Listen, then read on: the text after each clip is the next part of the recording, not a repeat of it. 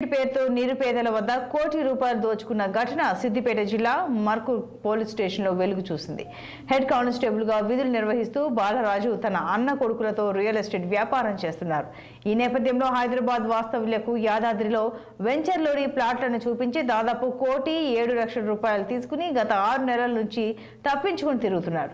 తక్కువ ధరలకు ప్లాట్లు ఇప్పిస్తామంటే నమ్మి మోసపోయామని సిపికి ఫిర్యాదు చేశామని, ఇచ్చిన డబ్బులు అడిగితే అక్రమ కేసులు పెట్టి చంపుతా అని బెదిరిస్తున్నారంటూ బాధితులు వాపోతున్నారు. ఉన్నతాధికారులు జోక్యం చేసుకుని తమకు న్యాయం చేయాలంటూ బాధితులు వేడుకుంటున్నారు.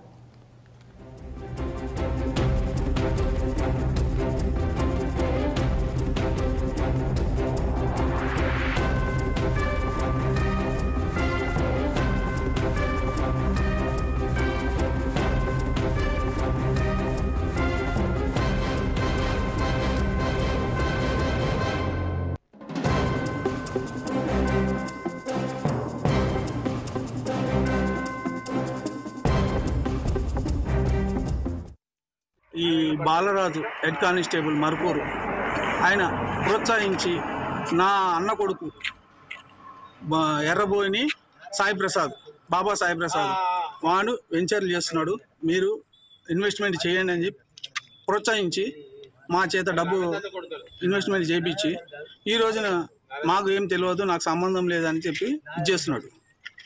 ఆయన ఒక న్యాయ వ్యవస్థలో పనిచేస్తూ మమ్మల్ని ఇట్లా ఇబ్బంది పెడుతున్నాడు.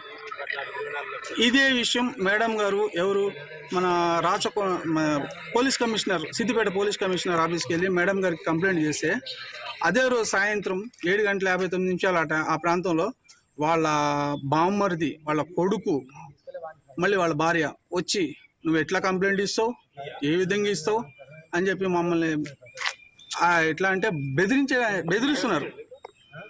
ఎట్లా బెదిరిస్తున్నాడు అంటే, ఏం చేసుకుంటే చేసుకోపో, మాకే ₹1,25,00,000 ముంచిపోయిండు. ₹1,25,00,000 ముంచిన వ్యక్తి, ఆయన ఒక న్యాయ వ్యవస్థలో పనిచేసిన వ్యక్తి ఆగుతాడా? ₹1,25,00,000 ఈయన ఆస్తి ఎక్కడి నుంచి వచ్చింది? ఒక జీతాన్ని చేసిన వ్యక్తి, మామూలుగా ఒక ప్రభుత్వ ఉద్యోగికి ₹1,25,00,000 ముంచి ఒక అన్న కొడుకు ముంచిండంటే వాళ్ళు ఊకుంటారా? అంటే ఈయన హస్తం లేకుండా జరుగుతుందా? ఇల్లు కొన్నాడంట, 1,50,00,000 పెట్టి ఇల్లు కొన్నాడంట, పొలం కొన్నాడంట, ఉన్న ఇల్లు లోన్ క్లియర్ చేసిందంట. అంటే ఇవన్నీ ఎంక్వైరీ చేస్తే ఒక్కొక్క విషయం బయటపడుతుంది. ఈ బాలరాజు హెడ్ కానిస్టేబుల్